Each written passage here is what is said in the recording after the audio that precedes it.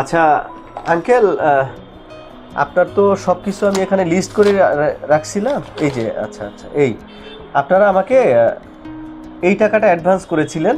আচ্ছা, আপনি তো অ্যাডভান্স করার সময় আসছিলেন, তাই না? জি জি।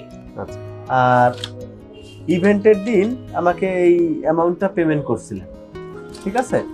এখন আপনার কাছে এই বাকি আছে এই 8,000 টাকা, বুঝতে পেরেছেন? এই শিহাব, ওনাদের ডকুমেন্টসগুলো নিয়ে আসো স্যারদের।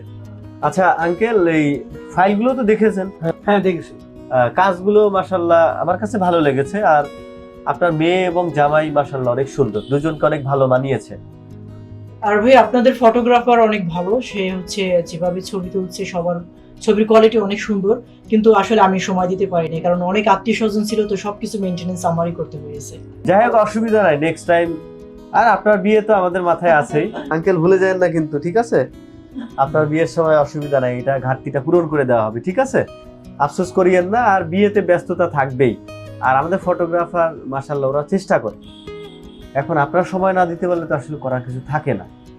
আর শুক্রবারে আমাদের ডাবল ইভেন্ট থাকায় দেখা যায় যে 5:30 পরে আপনাদের সময় দেওয়া সম্ভব হয় না, অন্য একটা জায়গায় জয়েন করতে হয়, বুঝেনি তো? যাই হোক, এটা নিয়ে মন খারাপ করার কিছু নাই, ঠিক আছে? হ্যাঁ, এগুলো বুঝাই দেওয়া হয়।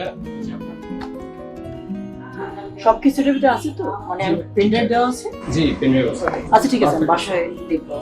আরেকটা কথা, আর আপনাকে যে পেন ড্রাইভে যে ডকুমেন্টসগুলো দেওয়া হয়েছে, এখানে যদি কোনো ধরনের সমস্যা থাকে, ফটো ভিডিও বা আদার্স, এগুলো আমাদের 3 দিনের মধ্যে জানাতে হবে, ঠিক আছে?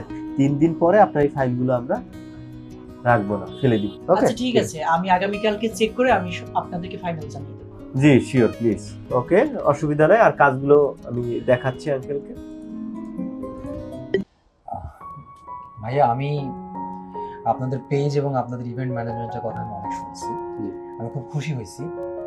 আমি আসছিলাম যে আমার 3 দিনের একটা ইভেন্টের কাজ আছে, সেটার বুকিং আপনাদেরকে দিতে। আচ্ছা আচ্ছা আচ্ছা, আপনি কি আমাদের প্যাকেজগুলো দেখেছেন এবং প্রাইসটা সম্পর্কে জানা আছে, না শুধু আমাদের কোম্পানির নাম শুনেই চলে এসেছে?